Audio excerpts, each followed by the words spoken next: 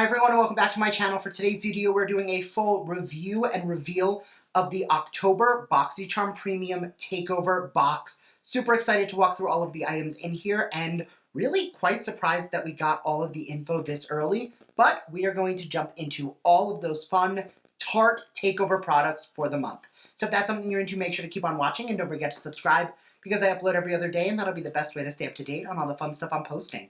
So if you want to jump into the October Boxycharm Premium Takeover box with me, stay tuned.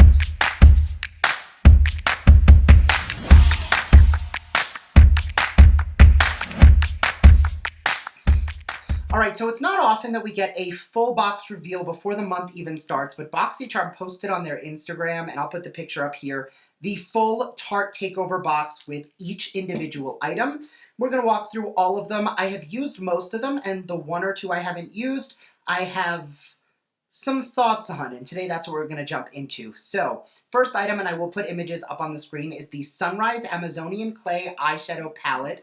This is a Boxycharm exclusive, and it is a pretty standard warm tone neutral palette. Now, I don't want to say that it is a boring neutral palette, because if you like warm tones, I think it's some really nice shades for you.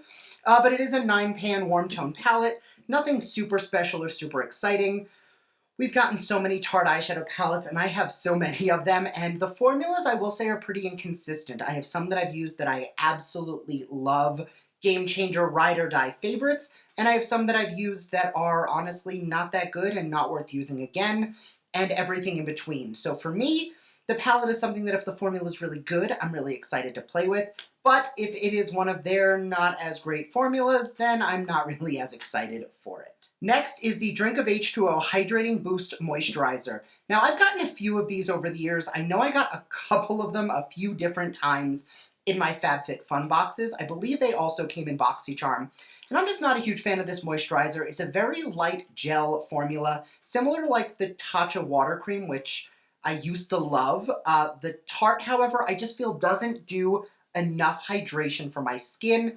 Every time I use it, I feel like I need to put like 3 serums on underneath, then go in with a skin mist, and I still feel like my skin needs more hydration when I'm done. So just in general, not my favorite product, not the type of thing that I would run out to get. But if your skin is on the extremely oily side and you want like a little bit of hydration and that's it, then it might be good for you. But for me, I want something that does just a tad bit more than this one does. Next is the Lights Camera Lashes 4-in-1 Mascara. Now, I've used the Lights Camera Lashes and the Lights Camera Splashes, which is the waterproof version, and I really don't like either. Now, once upon a time, I wasn't against the Lights Camera Lashes mascara, but over the years, I have found things that are just so much better that it has become something that I don't love to something I don't care for to something now I just straight up don't like. I think that there's a lot of great mascaras on the market, and this one just doesn't do it for me. Feels like an imitation of the Benefit, their real mascara, which I don't love. I prefer the Roller Lash, but you know, my favorite mascaras have these baby little tiny wands. I actually do lately find myself gravitating towards my all-time favorite, the Beauty For Real High Def Mascara, but lately I've been playing with the Fetish Eyes from Pat McGrath because it's a little bit of a smaller wand. It's just, that Lights Camera Lashes has this massive brush on it, like this Kosas one, and it's just way too big. I prefer a tiny little baby wand that allows me to get in front of every little lash, nice and easy, with no issues, and that wand is just way too big. Next is the Double Takeaway Micro Liquid Liner and Brightener, and this is a product that I've used before, and I used to swear by this. It is a peachy nude tan color waterline gel liner and a liquid liner, which you know I don't love liquid liners. As far as the under eye pencils, not my favorite formula. I do prefer the Beauty For Real, the Makeup Forever. I have my cup right here, so I'm just kind of going through the list. Beauty For Real, Makeup Forever, Urban Decay makes a great one. I also used to really like the KVD Vegan Beauty ones back when it was Kat Von D. All of those are great liners. I think the creamy beigey one in the Fake Awake from Tarte is okay, but I don't love the other side, so I typically would give it away just because not really the type of product that I would really run around for because I don't like liquid liner and that's half of the product. So that's a pass for me as well. Next up is the Sea Breezy Cream Blush, which comes in one of 3 shades. It's that one in the pan right there. And I'll put a picture of the 3 options up. I did play with this formula a few times and I liked it. I think it was a nice, creamy, like apply with your finger and pat it in kind of blush. I also really like using a tad bit of that on the lips. That being said, it's such an emollient formula that you really want to make sure you put it on without powdering your skin. So if you have more on the oily side skin, you're probably not going to love this. But I actually did find the few times I've used it, both on clients or on myself, I did like the formula. Now that being said, I think the product does sheer out nicely, which is why for a cream product, I don't hate it. My issue with most cream products is I find that they are way too intense in pigment, and I want something that I can really sheer out and make very like effortless on the skin. And this one is like that. So you could definitely get some greatness out of it, but I will say not every coloring is flattering on every skin tone, so you might want to play around with it there. And the last one is the Maracuja Juicy Lip Balm, which actually reminds me, and you'll see it right here, it reminds me of the old ColourPop lippy sticks, the fat crayon ones, and really an interesting, innovative product for when it came out back in 2010. But looking at this now, I can't look at the formula and take it seriously because it's such a dated packaging, and it's definitely, it's giving me ColourPop 2010 vibes, and for a product that retails in that $30-ish price point, comparing it to a $6 lippy that we got 10 to 12 years ago, can't really take it seriously. Now, I don't remember if I've tried this one or not.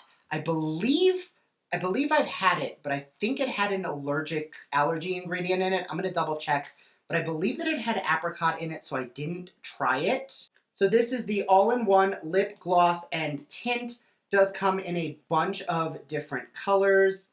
I have the ingredients right here, and we're going to do a quick peek, because I remember there was a reason, I think I had it or I got it in gratis when I worked for Sephora, maybe. I don't remember. I'm not seeing any ingredients, so I might be thinking of a different product. So I will have to give this a try, but you'll notice there's a ton of different colors available there, and it is a gloss, stain, cream, the works. Now, with the Sea Breezy Cream Blush, it does list that there are 3 different shades.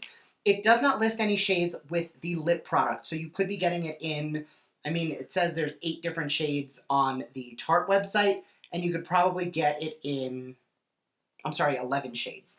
You could probably get it in one of the 11 shades in the Boxycharm, but you're never certain if you're going to get every possible shade combination. So either way, really excited to try that out now that I know there's no allergens in there that'll kill me or my husband.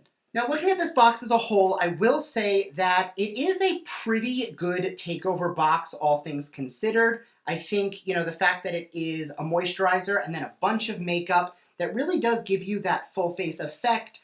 You have eyes, you have lashes, you've got cream blush, you've got a priming moisturizer and a lip product and a blush. It's really quite a full face in there, which I've said this many, many times. I miss when Boxycharm gave you a curated full face in a box that you could pretty much do a little bit of everything. And we haven't had that in a very long time. That being said, of all of the brands that could have been a takeover box, when we had the Fenty box, it was exciting, and when we had the Anastasia box, it was exciting. And I'm just not feeling the same level of excitement for the Tarte box. I don't know if that's me, and just over the years, Tarte has kind of lost its appeal. But I will say, you know, Shape Tape is still my favorite concealer of all time. It stays real close to me all the time. They have some amazing products in the brand, but I'm just not super excited about the ones that they chose for the box itself. As always, I would love to hear your opinion, so please sound off down below, and I will see you in my next video. Bye!